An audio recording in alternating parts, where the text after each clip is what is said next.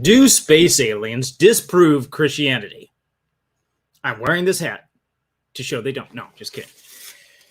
Messes up Wi-Fi. Do space aliens disprove Christianity? I'm not addressing the question, do aliens exist? That's for a much larger audience, and that's for a much bigger question about biology, astrophysics, and other people already answering that question and trying to answer it, and maybe we will have an answer someday. But and the jury is still out on that one. We don't know if there's intelligent life on other planets or yet, but could there be?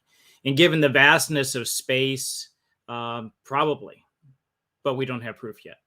So would space aliens disprove Christianity? Again, I'm not talking about space aliens presenting verbal arguments against the validity of Christianity in a face-to-face debate.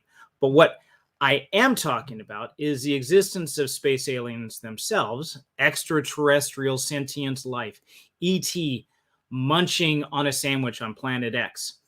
Is that fact itself enough to disprove Judaism and Christianity? So whether you're a skeptic, a believer, somebody who wears one of these hats, this discussion will be for you, and we'll explore the crossroads between Christian theology, extraterrestrial life, and the mysteries of the universe. And we also want to hear from you. Join the live chat to share your thoughts, and after the live stream, add any comments that you have, questions and perspectives on the relationship between ET and Christianity. So I conducted a poll and to see what people's reaction were to this question. And this was the response. Do aliens disprove Christianity? We got 12%, about 12% saying yes, and the majority saying no. So let's look at some of the arguments that would be given. So I'm going to go back and forth. I'm going to give an argument, and I'm going to give a counterpoint. The argument, I'm going to use a rather austere voice for the argument, so to not confuse you that I'm actually making this claim myself. This claim would be, or this argument would be given by someone who is rather serious about this and says, listen, you guys, this really messes up your whole message. That if you have an extraterrestrial life, if you have maybe even on the cellular level, this is enough to really throw the whole thing out. It disqualifies it. So the first question is the absence of any mention of extraterrestrial life in the Bible challenges the Bible's credibility and claim on completeness. So the argument goes something like this. The Christian message will be nullified if any life form is discovered outside Earth. We're talking about even on the microscopic cellular level. If it does not originate on the Earth, it contradicts the accounts of Genesis, the first book of the Bible. I'm going to switch over to my austere voice. The absence of any mention of extraterrestrial life in the Bible raises concerns about the scripture's completeness and reliability. Since the Bible is considered by many as the ultimate source of divine guidance, the lack of explicit references to extraterrestrial beings or life forms is a significant omission. The absence of such information challenges the Bible's credibility, especially given the vastness of the universe and the potential existence for intelligent life and civilizations. If we were to discover extraterrestrial life, this absence of information in the Bible would be evidence against its all-encompassing and timeless nature, potentially challenging the traditional religious narrative, proving the Bible is yet, again, another ancient text of fables that is long past its usefulness. So that's the argument. Now, the counterpoint would be, or the rebuttal would be, if the Bible is complete regarding theology, our relationship with God, and not science, our relationship to the physical universe. I'll say that again. The Bible is complete regarding to theology, our relationship with God, but not to science, our relationship to the universe. It's not a complete textbook. The Bible is not an exhaustive source of knowledge of all that is. It is a love letter from God to us. The Bible does not cover the sum knowledge of the universe any more than the U.S. Constitution tells you how to change the oil in a 2018 Ford Fusion. Car maintenance is not the subject of the U.S. Constitution. And in the same way, the Bible does not talk about the mating habits of kangaroos. Kangaroos are not the focus of the Bible. In the same way, Genesis, focusing on the beginnings of Israel, does not mean that the people of Asia and the Americas did not exist. But obviously, those people and their descendants are a part of God's redemptive plan. So this could also mean that he created other creatures that may or may not require redemption, but are not a part of the Bible's written message to humanity. Those are people on another planet, a whole nother system that God might be dealing with them instead. Second argument would cover something like this. Christianity claims that humans are the center of God's plan. The existence of aliens voids that plan. Now, this is an old argument. Just ask Galileo. Just as telescopes showed that the Earth is not the center of the universe, so extraterrestrial life will show that humans are not the figurative center of the universe. This is anthropocentrism, the view that humans are the center of a plan by a so-called God, and that idea is dead. So the rebuttal, here we go with our rebuttal now. The rebuttal is, who says that God does not have another plan or for another sentient species?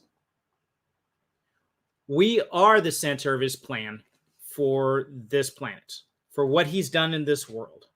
We are the center for that creation and redemption, the redemptive plan. So we're talking about just that planet for this. But that does not keep him from creating other intelligent species on other planets and having other rules and laws governing them, still those rules and laws according to his nature. And maybe he has different plans for them. So the Bible, the answer is the Bible is written for us, for humanity. It is God's redemptive plan for us. And so we are the focus. We are the center of that. Doesn't matter how many ETs there are out there in the universe. This redemptive plan is for us. He is still the God of the entire universe. There might be some other things going on with that. Then we have argument number 3. Alien contact will contradict Christianity if more advanced aliens have no religion. Well, this argument's pretty straightforward.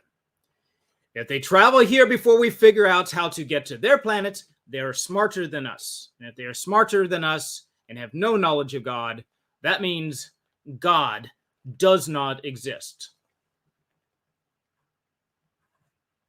Kind of makes sense.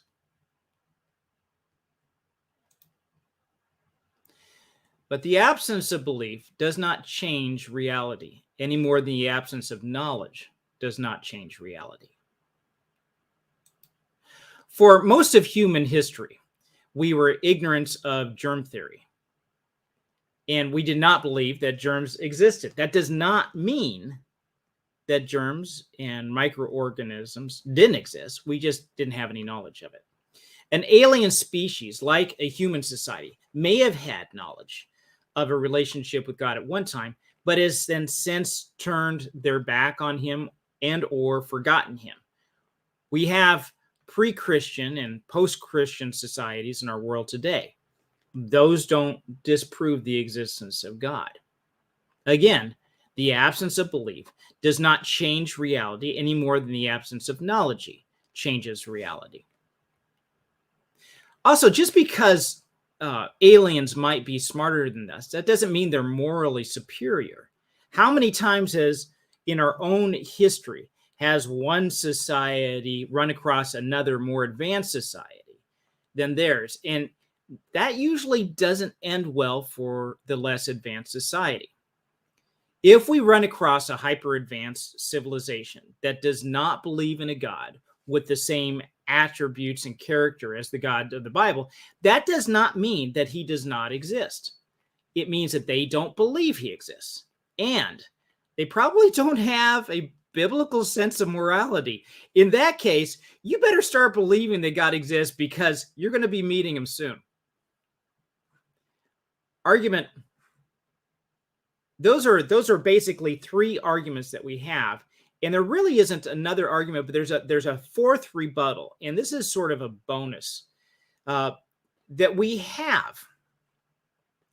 We have met more powerful and intelligent aliens already.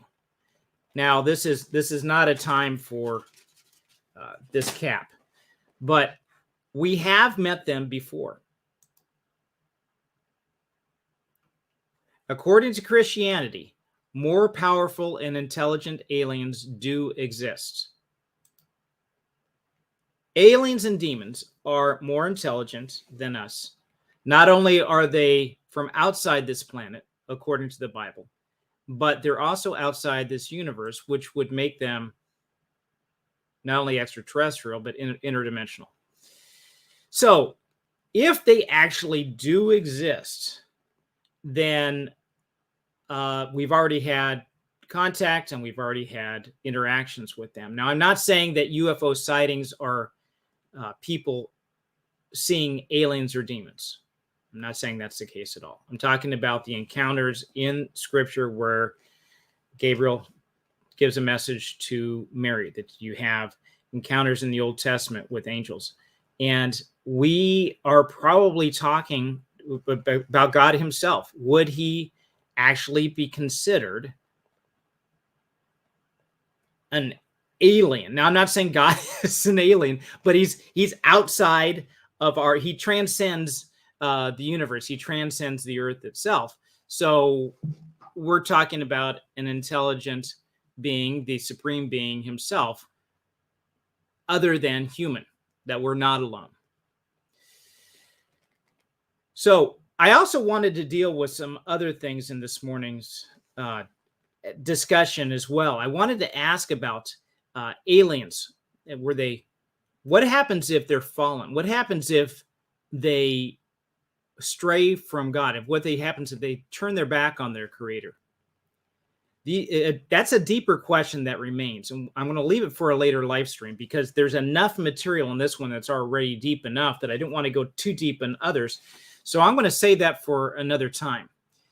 And it asks the question of, with intelligent life comes free will, and with free will comes a possibility of sin.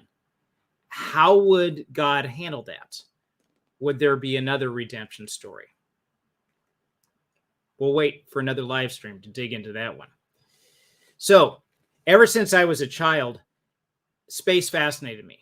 That frontier of observation beyond the limit of our reach, that deep, dark mystery of the sky.